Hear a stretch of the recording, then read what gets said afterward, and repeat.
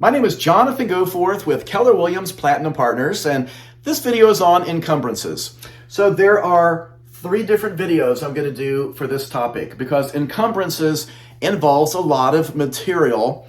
At the end of each of these, I'm going to have test questions. So make it to the end, practice these test questions with me. The 3 different topics for 3 separate videos will be easements, restrictions, and liens. So make it to the end. And then at the very end, the next will pop up on your screen. You can just click on the next video, go right into these. These questions, these test questions, this material is good for all 50 states. It doesn't matter what state you live in. These questions and this material is fair game for your real estate exam. Please subscribe, give this video a like, and let's jump right into what is an encumbrance. What is an encumbrance? I want you to screenshot this slide. What is an encumbrance? That way you've got an image of this in your phone. You don't have to watch the video over and over. Oh no, I would love that, but that's not an efficient way to study. So what is an encumbrance? It's a claim against an asset by an entity other than the homeowner. It's something that burdens or limits your title. That's what I want you to remember. It's something that burdens or limits your title. Some examples would be liens, easements, leases, mortgages. These impact the use and the transferability of the property. So stick with me to the end. I'm going to divide this into 3 separate videos. At the end of each video, we're going to do some test questions so you can see how encumbrances are used in different ways that you can see on your real estate exam. This should help you pass. Please subscribe, give this video a like, and let's go into the how this works. I had to lose the jacket. I felt like it was an encumbrance. It was a burden. I need some bigger clothes. I should probably lose a little bit of weight. But we're going to talk about encumbrances. Now, this video is only going to be about liens. There's 2 types of liens. I'm going to keep this simple, fairly short, so you can just understand it, comprehend it better. And we're going to do some examples of test questions. Now, the reason I'm covering all of this regarding liens, some of it's actually interesting, but a real estate commission can throw at a person a combination from over 10,000 different questions because there's so much material that's thrown at you. Of course, I'm licensed in 2 states. I'm licensed in Missouri and Kansas, and I've got my broker's license in Missouri. So I am very familiar with all this. Let's talk about liens. There's 2 types, specific liens and general liens.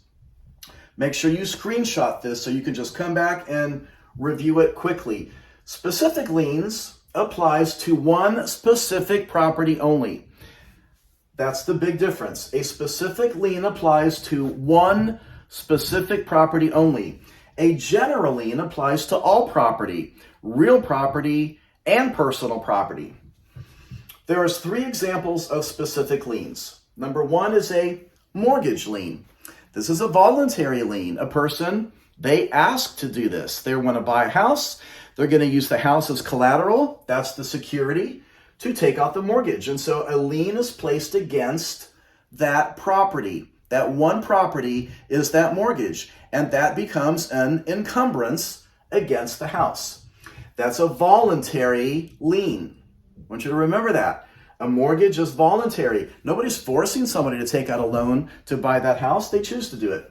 Number 2 is a property tax lien. A couple of things I want you to remember on a property tax lien. Now, in a moment, we're going to talk about judgment liens and income tax liens, but this is a property tax lien. It is for the non-payment of real estate taxes on the one specific property only. Something I want you to remember. This is good for your test and is also good for future when you're selling homes. If someone has a property tax lien, let's say nobody really knows about it, you don't know about it, but the title company pulls title work and they realize, oh my gosh, there is a property tax lien. Now, liens are paid out in the order in which they've been recorded. However, a property tax lien is the number 1 priority for repayment. The government is going to get their money first. even if there are 2 or 3 mortgages on this home, there's a primary mortgage, there's lines of credit, all tied to this one specific property. But along the way, they don't pay taxes. That tax lien scoots into the number one place for repayment. It will be repaid before the mortgages are paid. That could be a tax question. That's why I put that in red. Number 3 is a mechanic's lien. That's the third kind of a specific lien. A mechanic's lien is for contractors who make improvements to their property and they're not paid. And so they can go to the county and they can file a mechanic's lien. This does have nothing to do with a car, having your car worked on. You can see stupid answers on the real estate exam. It has nothing to do with your auto. It is not regarding to mechanics. A mechanic's lien is for contractors who make improvements who are not paid on that one specific property. Now, the other kind of liens are general liens. These are applied to all property, real property and personal property. There's 2 types on here we're going to talk about. An income tax lien. That's income tax. That is totally different than a property tax lien. Income tax liens can be placed on everything you own until those things are paid. And a judgment lien. Now, judgment lien can be placed against real property or personal property. Now, here's a term I just want you to remember. A lis pendens is a notice of a pending lawsuit. It's pending litigation. So if someone is served a lis pendens, that's a notice of pending litigation. I want you to memorize that term, lis pendens, and I want you to just screenshot it. Remember this for future reference. Now, let's do a couple test questions regarding liens with their involvement as encumbrances. Please subscribe. Please give this video a like. And let's go right into some test questions. So read along with me. During the foreclosure on a property, the following would become the priority for repayment. Number 1, mortgage lien. Number 2, judgment lien. Number 3, income tax lien. Number 4, property tax lien. So just looking at the material we just learned from, your answer is number 4. It's always going to be a property tax lien. It will take priority over all other liens, including the mortgage. Everybody thinks, well, the mortgage is always going to be number 1. It was recorded first when the loan was taken out against the house, when it was first bought. And so that's always going to be number 1.